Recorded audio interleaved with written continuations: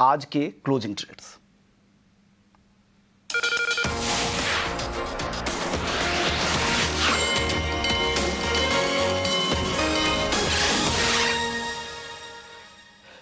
निमेश जी, good afternoon. आप बताइए, आज क्लोजिंग ट्रेड्स में आपकी तरफ से दो टॉपिक्स कौन सी हैं? Very good afternoon everyone. सबसे पहले जो मेरा रिकमेंडेशन है वो आइशर मोटर का है। जिस तरह से चार्ट स्ट्रक्चर बना है, स्टॉक के अंदर काफी कंसोलिडेशन हो चुका है और मैं मानता हूं कि स्टॉक के अंदर आने वाले दिनों में एक अच्छा मोमेंटम देखने को मिल सकता है। तो 7,400 के टारगेट प्राइस है। आइशर मोटर के अंदर बाय रिकमेंडेशन है। अगर कोई भी डीप आता है तो यहाँ से बाय करना है। नीचे की तरफ जो स्टॉप लॉस लगाना है वो 7,070 का स्टॉप लॉस लगाना है। और दूसरा मेरा जो रिकमेंडेशन है वो कोटक बैंक का है।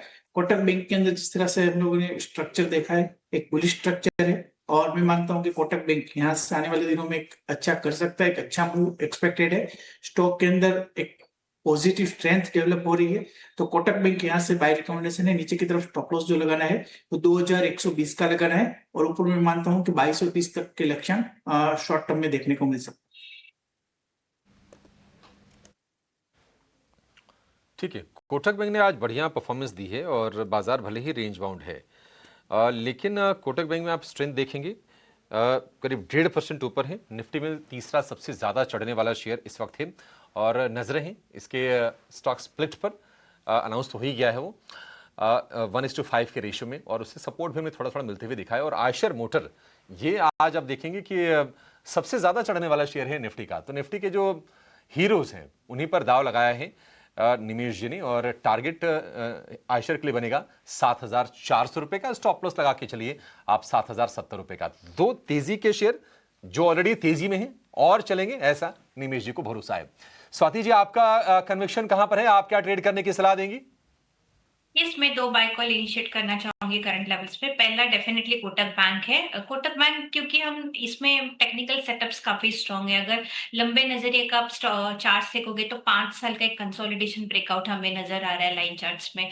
ऑल्सो द इंटरेस्टिंग फैक्ट कि बैंक निफ्टी ने हाई मारा है बट कोटक बैंक ने अब तक अंडर परफॉर्मर है। मुझे लगता है इसमें ये काफी अच्छी लीड रैली ले सकता है ये काउंटर, एंड काफी अच्छी मोमेंटम रैली हमें अपसाइड में एटलीस्ट 2240 2250 तक देखने मिल सकती है। वेल प्लेस्ड है। इंपॉर्टेंट मूविंग एवरेज जैसे 50 100 एंड 200 डे मूविंग एवरेज के ऊपर काफी अच्छे वेल प्लेस्ड है। तो करंट लेवल्स पे बाय कीजिएगा। रिस्क रिवॉर्ड काफी फेवरेबल है। 2120 का एक स्टॉप लॉस रखिएगा। अपसाइड में मुझे लगता है 2240 2250 के लेवल्स हमें देखने मिलेंगे। सेकेंड पिक है टेक महिंद्रा पे। आईटी पैक में से ये पर्टिकुलर स्टॉक है। काफी दिनों के बाद इसने काफी अच्छी स्ट्रॉन्ग मोमेंटम रैली हमें नजर आ रही है एंड वेल प्लेस्ड हुआ है 200 डे मूविंग एवरेज के ऊपर। अगर आप वीकली चार्ट्स में देखोगे तो डब्ल्यू शेप पैटर्न फॉर्मेशन से तो भी इंडिकेट्स कि यहाँ से एक हमें अपसाइड रैली या बाउंस बैक रैली देखने मिल सकती है करंट लेवल से। Also interesting fact, RV charts पे फ्लैग पैटर्न का फॉर्मेशन से तो जितने भी टेक्निकल सेटअप्स है अभिषेक जी काफी पॉजिटिव है। तो करंट लेवल्स पे बाय कॉल में इनिशिएट करना चाहूंगी टेक महिंद्रा पे। 1530 के आसपास ये ट्रेड हो रहा है।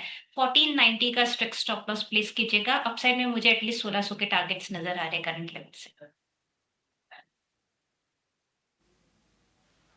ठीक है, बढ़िया है। 1600 रुपए तक के टारगेट नजर आ रहे हैं। तो कोटक महिंद्रा और टेक महिंद्रा ये दो शेयर पसंद हैं स्वाति जी को। आगे हम महिंद्रा एंड महिंद्रा पर भी व्यू लेंगे क्योंकि महिंद्रा एंड महिंद्रा ने आज बनाया है नया हाई। नया हाई बनाने के बाद थोड़ा सा नीचे जरूर आया है, लेकिन अब स्टॉक जो है लगातार अप ट्रेंड में है, इसमें कोई दो राय नहीं है। तो ये दो शेयर होंगे निमेश जी के, दो शेयर होंगे स्वाति जी के, एक शेयर है कॉमन, तो टोटल 3 शेयर। इस बीच मारुति के नंबर आ गए हैं नवंबर की बिक्री के आंकड़े के, और घरेलू बिक्री 20% बढ़ के 1.82 लाख यूनिट। घरेलू बिक्री तो अच्छी लग रही है। 16,000 के ऊपर का स्टॉक है, फिर से इसमें बाइंग लौटी है। और अगर हम कुल बिक्री की बात करें तो 26% बढ़ी है, करीब 2,30,000 यूनिट के आसपास की बिक्री हुई है। एक्सपोर्ट में 61% का उछाल है।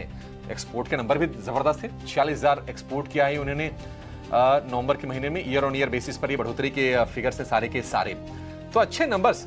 मारुति सुजुकी को लेकर एक व्यू आपसे जानना चाहेंगे स्वाति जी।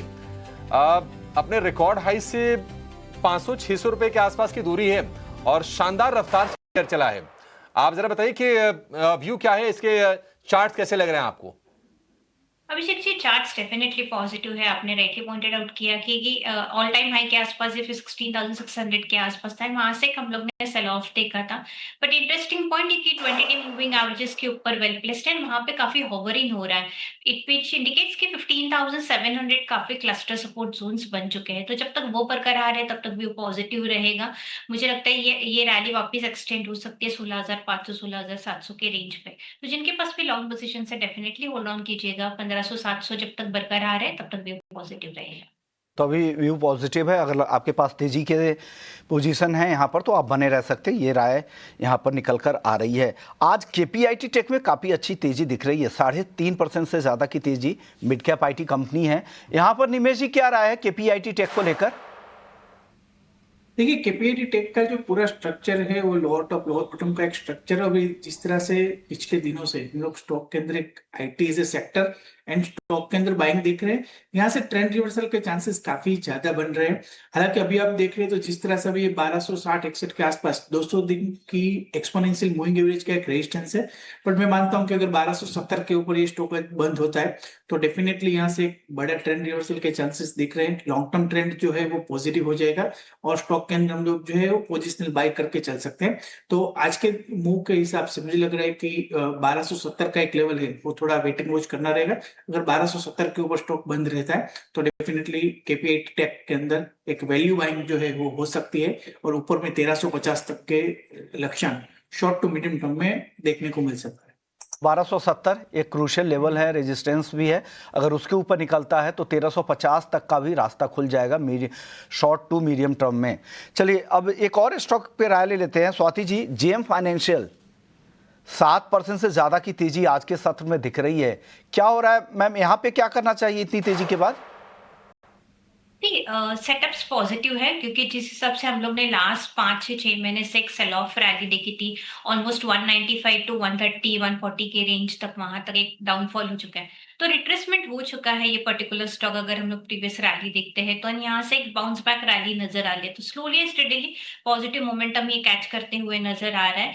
ओवरसोल्ड जोन से ही आरएसआई पॉजिटिव क्रॉसओवर दिखा रहा है, विच इंडिकेट्स कि यहाँ से डेप्थ अभी लिमिटेड है, एक पॉजिटिव मोमेंटम रैली हमें अपसाइड देखने मिल सकते हैं। इमीडिएट रेजिस्टेंस लेवल 165 है, आज ऑलमोस्ट वो रेंज के आसपास उसने इंट्राडे हाई बनाया 160 के रेंज में। आई बिलीव कि अगर ये पॉजिटिव क्लोजिंग रखता है 155 156 के रेंज में तो ये कंटिन्यूड रैली हो सकती है एटलीस्ट 175 टू 180। तो जिनके पास भी लॉन्ग पोजीशन से डेफिनेटली होल्ड ऑन करना चाहिए। नीचे में काफी क्रूशियल सपोर्ट लेवल है 142 का, जब तक वो बरकरार है तब तक ये बाउंस बैक रैली कंटिन्यूड होते हुए हमें नजर आएगी 175 टू 180 तक। 175 और 180 तक के भी चांसेस यहाँ पे लग रहे हैं जेएम फाइनेंशियल्स को लेकर। हालांकि काफ़ी चल चुका है तो आप डिप का वेट ज़रूर करना चाहिए किसी भी इस तरह के स्टॉक्स में पोजीशन बनाने से पहले। चलिए वक्त है ब्रेक का। ब्रेक के बाद ऐसे ही कुछ और इंटरेस्टिंग बेहतरीन स्टॉक्स आपके लिए ढूंढ कर लाएंगे और हमारे एक्सपर्ट्स बने रहेंगे जो लगातार आपको राय देंगे। जल्द लौटते हैं।